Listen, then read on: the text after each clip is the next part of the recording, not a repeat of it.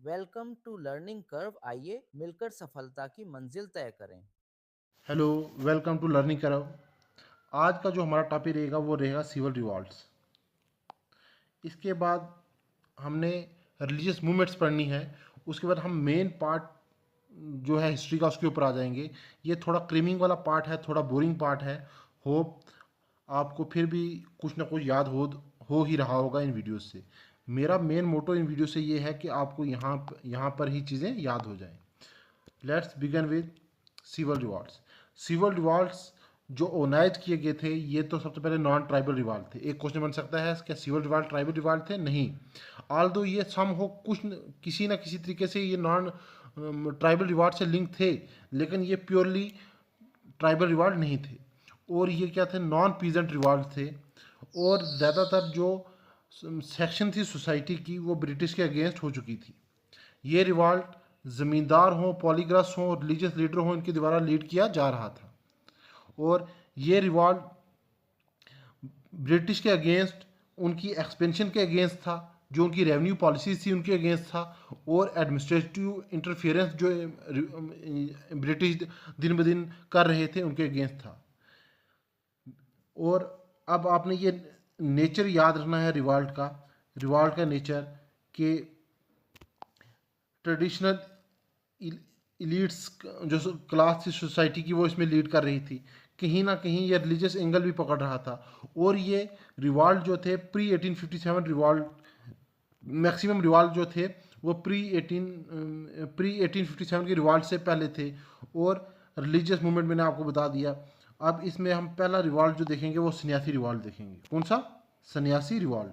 सन्यासी रिवॉल्ट आपने याद रखना है, ये कहाँ से शुरू हुआ? बंगाल से। सन्यासी रिवॉल्ट बंगाल से 1780 में। कब? 1780 में। और ये जो रिवॉल्ट चलाया गया ये रिलीजियस मॉन्क्स के द्वारा चलाया गया, रिलीजियस मॉन्क के द्वारा। क्योंकि ब्रिटिश की इतनी रिस्ट्रिक्शंस आ रही थी रिलीजियस एक्टिविटीज़ में, उसकी वजह से वो मजबूर होकर ये रिवॉल्ट, ब्रिटिश जो रिलीजियस एक्टिविटीज़ में इंटरफेयर करने लगे थे उनके अगेंस्ट ये रिवॉल्ट था। और इस रिवॉल्ट को बोला गया है one of the earliest organised residents against British, one of the earliest organised residents against British. और उसके अलावा ये रिवॉल्ट का जो मेन बैकग्राउंड था वो कहीं ना कहीं फिमाइन था। क्या था? एक महामारी, जैसे कोविड फैला वैसे ही एक फिमाइन था 1770 का, 1770 का। और इस रिवॉल्ट के बारे में हमें एक नावल से पता लगता है, आनंद मठ से। किससे? आनंद मठ से। अब क्वेश्चन बनेगा कि आनंद मठ नावल किसके द्वारा लिखा गया है? तो बंकिम चंद्र चटर्जी के द्वारा, बंकिम चंद्र चटर्जी के द्वारा।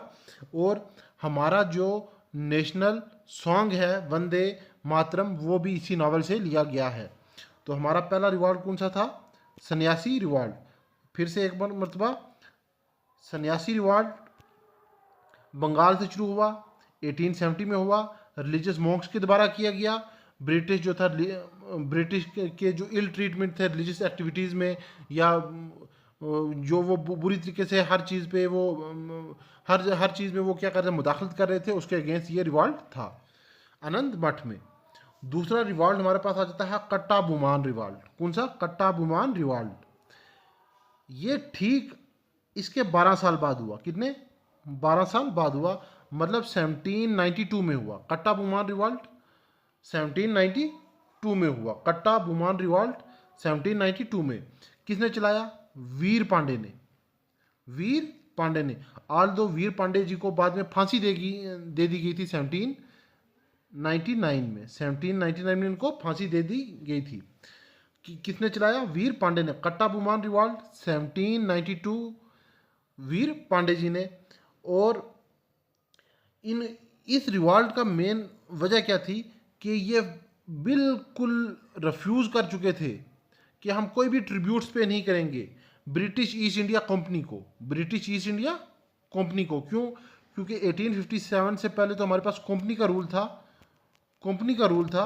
और 1857 के बाद हमारे पास रूल आ गया था किसका? क्रोन का, रानी का रूल आ गया था।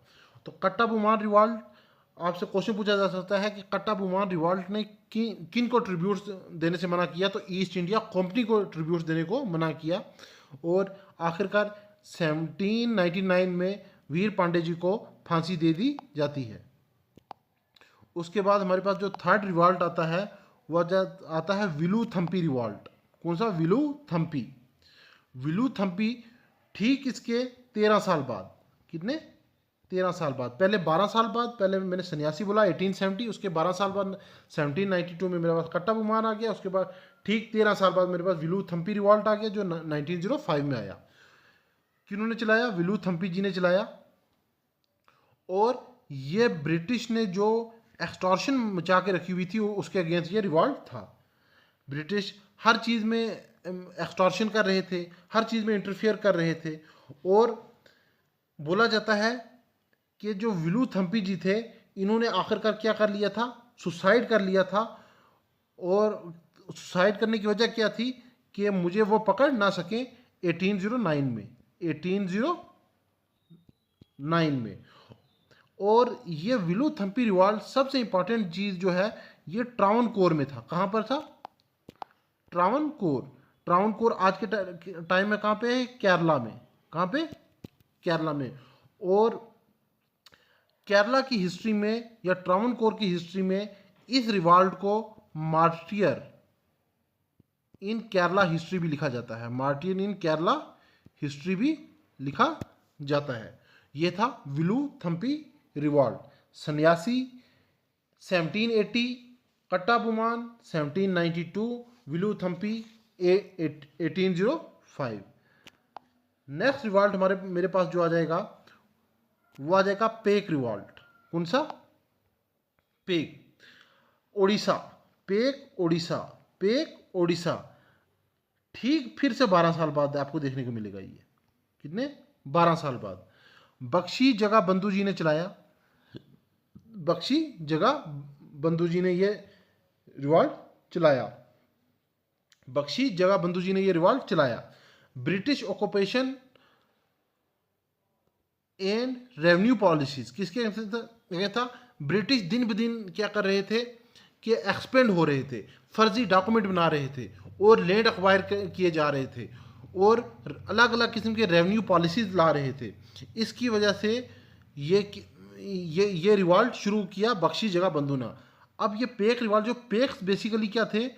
Traditional militia of Odisha against the land revenue reform. और लैंड रेवेन्यू रिफॉर्म के अगेंस्ट ये रिवॉल्ट था। कौन सा? Pack revolt. आखिरकार 1818 में ब्रिटिश इस रिवॉल्ट को सप्रेस करने में कामयाब हो जाते हैं। ब्रिटिश इस रिवॉल्ट को सप्रेस करने में कामयाब हो जाते हैं। पेक रिवॉल्ट के बारे में एक मेन जो चीज़ याद रखने की है, इसे फर्स्ट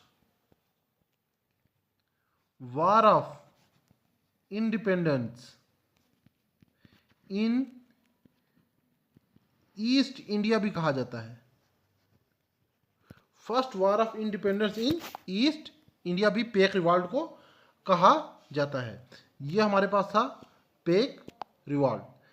पेक रिवॉल्ट के बाद जो नेक्स्ट रिवॉल्ट हमारे पास आ जाएगा वो आ जाएगा कित्तूर। कौन सा? कित्तूर। कित्तूर कर्नाटका। कित्तूर कर्नाटका 1824। कित्तूर कर्नाटका 1824। चिन्ना अम्मा। क्या नाम याद रखना है? चिन्ना अम्मा। चिन्ना अम्मा के द्वारा चलाया गया था ये रिवॉल्ट। और क्यों चलाया गया था? क्योंकि कहीं ना कहीं डॉक्ट्राइन ऑफ लैप्स देखने को हमें मिल रही थी। क्या देखने को मिल रही थी? यहाँ पर डॉक्ट्राइन ऑफ लैप्स देखने को मिल रही थी। बेसिकली जो चिन्ना अम्मा जी थी ये क्या थी? ये विडो थी। ये क्या थी? विडो थी राजा मल्ला सराज की। और इन्होंने एक बेटा अडॉप्ट किया हुआ था, उसका नाम था शिवा लिंगप्पा। क्या नाम था? शिवा लिंगप्पा। और यहाँ पर कित्तूर में आपको क्या मिलेगी? इस वजह से डॉक्ट्राइन ऑफ लैप्स देखने को मिलेगी। और डॉक्ट्राइन ऑफ लैप्स की वजह से उसके अगेंस्ट एक रिवॉल्ट चलाया गया जिसे कित्तूर रिवॉल्ट का नाम दिया गया। और इस रिवॉल्ट के टाइम क्या होता है, कित्तूर रिवॉल्ट के टाइम पे क्या होता है, ब्रिटिश ऑफिसर होते हैं जॉन, वो मार दिए जाते हैं, वो मार दिए जाते हैं।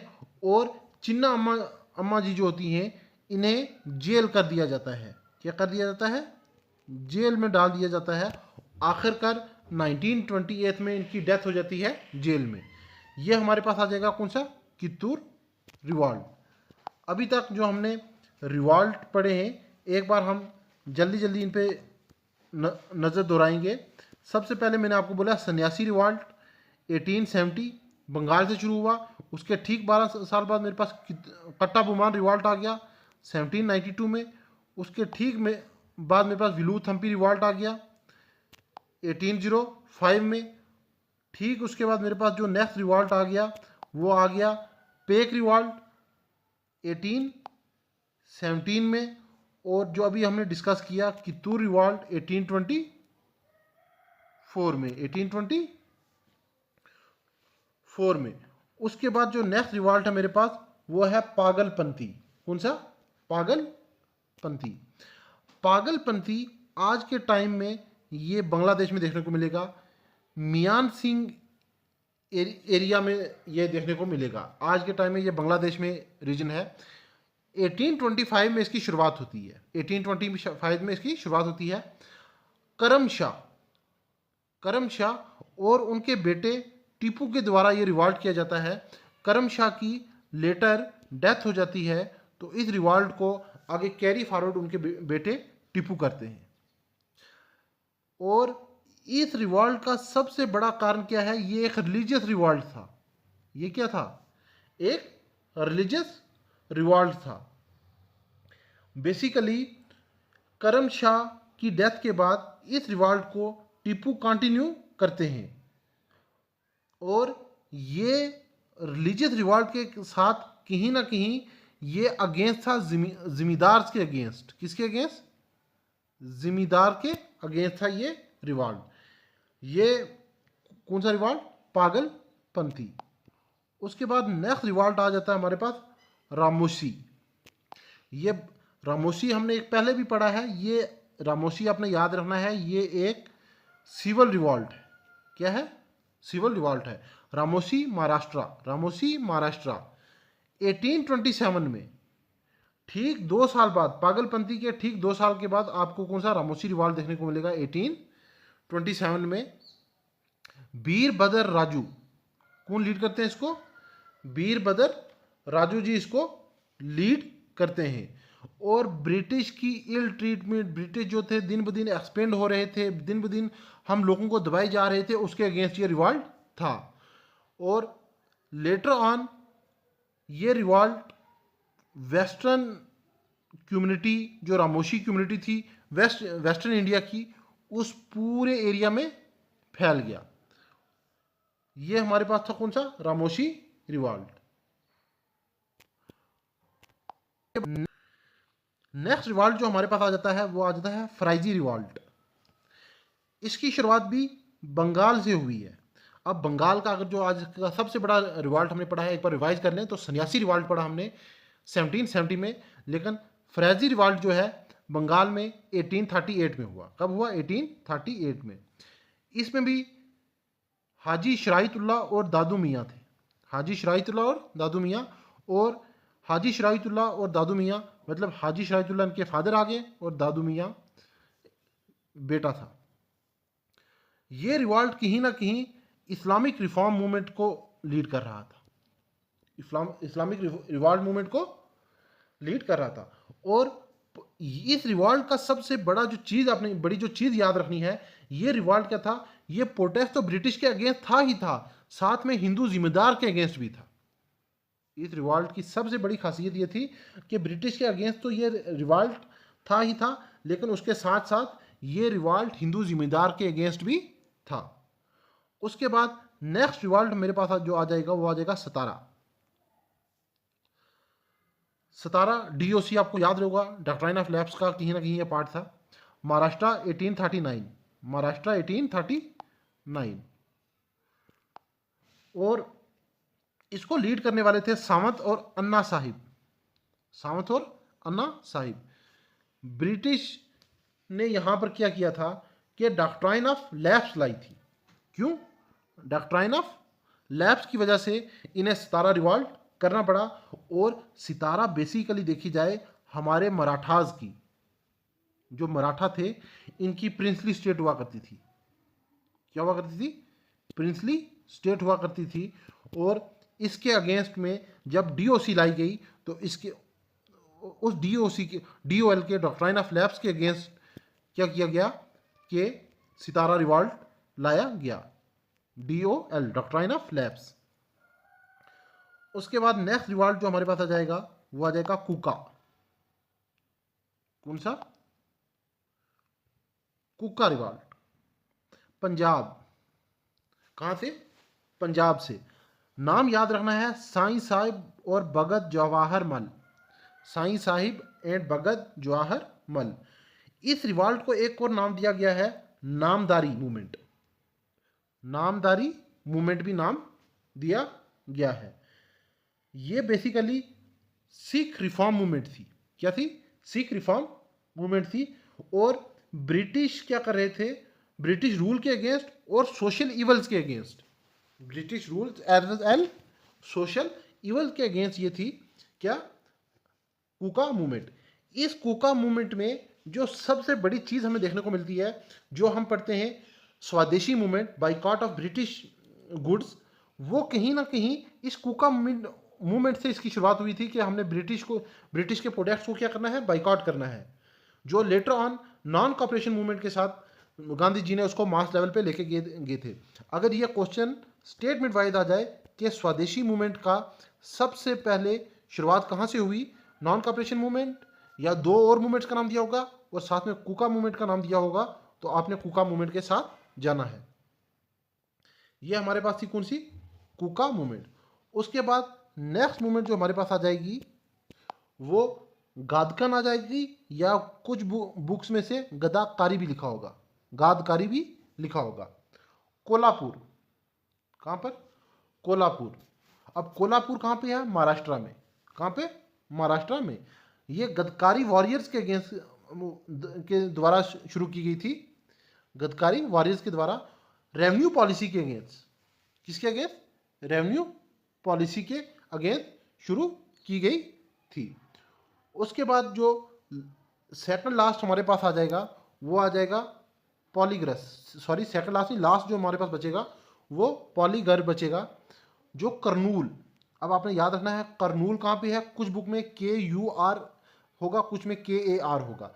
यह आज के टाइम में आंध्र प्रदेश में है। कहाँ पे है? करनूल, आंध्र प्रदेश। 1846 नरसिम्हा रेड्डी जी ने इसकी शुरुआत की। किसने की? नरसिम्हा रेड्डी ने। अब पॉलीगर का मतलब ही होता है जिम्मेदार। क्या होते हैं? जिम्मेदार लोग या चीफ लोग, जो लोकल एरिया के वहां के चीफ लोग थे उनके द्वारा। और ये मूवमेंट भी किसके अगेंस्ट थी? ब्रिटिश ईस्ट इंडिया कंपनी के अगेंस्ट। बस ये मेन चीज याद रखनी है कि 1857 से अगर पहले कोई रिवॉल्ट देखने को मिलेगा तो आपने उस केस में ईस्ट इंडिया कंपनी के साथ जाना है, और 1857 के बाद का रिवॉल्ट देखने को मिलेगा तो आपने ब्रिटिश ईस्ट इंडिया कंपनी के साथ नहीं जाना है, आपने ब्रिटिश क्रोन के साथ जाना है। इसी के साथ हमारे रिवॉल्ट यहाँ पर क्या होते हैं? खत्म होते हैं। फिर उसके बाद ये नीचे मैंने कुछ इंपॉर्टेंट रिवॉल्ट लिखे हुए हैं, इनका नेचर क्या था, मूवमेंट किसने लीड की, कब शुरू हुए, आपने इनको अच्छे से याद कर लेना है। बाकी सारे तो याद करने ही करने हैं, लेकिन इनके अलावा ये सब भी आपको अच्छे से याद होने चाहिए। जैसे सन्यासी रिवॉल्ट, जल्दी हम एक बार गो थ्रू कर लें। सन्यासी 1780 में हुआ, कट्टा बुमान 1792 में, विलूथम्पी 1805 में, पेक रिवॉल्ट 1817 में, कित्तूर 1824 में, फ्राजी 1838 में, कुका 1840 में। और इन रिवॉल्ट्स के फीचर कहीं ना कहीं सबके कॉमन फीचर ही थे। रिलीजियस, कहीं पे रिलीजियस था, कहीं पे रेवेन्यू पॉलिसी के अगेंस्ट था, कहीं ब्रिटिश क्या कर रहे हैं, हमारे जो हमारे मज़हब में बार बार क्या कर रहे हैं, मुदाखलत कर रहे हैं, रिस्ट्रिक्शन लगा रहे हैं, उनके खिलाफ ये रिवॉल्ट था। उसके बाद एक इम्पॉर्टेंट चीज़, बंकिम चंद्र चटर्जी का नावल आनंद मठ कौन से रिवॉल्ट का जिक्र करता है, तो आपने याद रखना है सन्यासी रिवॉल्ट जो बंगाल में 1780 में शुरू हुआ था, उसको उसका जिक्र करता है। तो होप आपको ये लेक्चर पसंद आया होगा। मैंने इस लेक्चर को छोटा सा छोटा रखने की कोशिश की है कि थोड़े से टाइम में हम इस पूरे रिवॉल्ट को, जो सिविल रिवॉल्ट हैं, इनको अच्छे से पढ़ लें। मिलते हैं नेक्स्ट वीडियो में, तब तक के लिए जय हिंद।